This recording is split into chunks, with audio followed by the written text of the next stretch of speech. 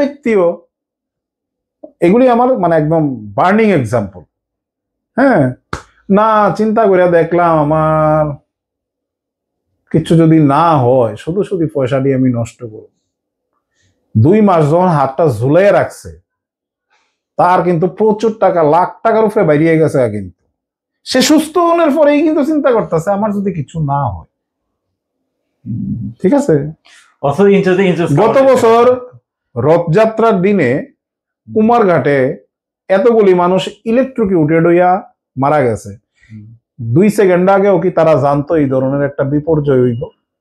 না, nobody nose. হ্যাঁ, যে মানুষটি ইলেকট্রিকিউটেড হইছে মরছে না, এমন তো আছে যারা মারা গেছে। ইলেকট্রিকিউটেড হইছে সবাই কি মরে গেছে? গানি না না, অল্পের উপরে দিয়া যারা গেছে, কিন্তু এটা হাই টেনশন ছিল, পরিবাহী তার ছিল। ঠিক আছে না? তো এটার ঝটকা তো সাংঘাতিক বিষয়। ঠিক আছে না? প্রচুর অর্গান আছে ড্যামেজ হয়ে গেছে। তুমি কি মানে খেরাতি হাসপাতালের মধ্যে ট্রিটমেন্ট করলে তোমার কি ভালো হইব? না না, পারবা? তোমার নিজের যা জোর আছে আর্থিক, তুমি পারবা? তোমার যে রিকোয়ার্ড মানে করার ট্রিটমেন্টের এক্সপেন্ডিচার তুমি ক্যারি করতে পারবা? পারতা না। তার জন্য তুমি কি প্রিপেয়ার্ড? তুমি প্রিপারেশনও লইছো না। হেলথ ইন্স্যুরেন্সের কথা কইলে তা লাগতো না আমার।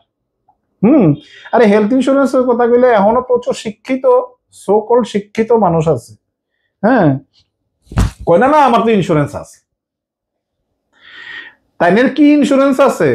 ওই কবে হয়তো LIC বা কিছু একটা হয়তো করছিল, আমার তো ইন্স্যুরেন্স আছে, মানে শুনতেই রাজি না।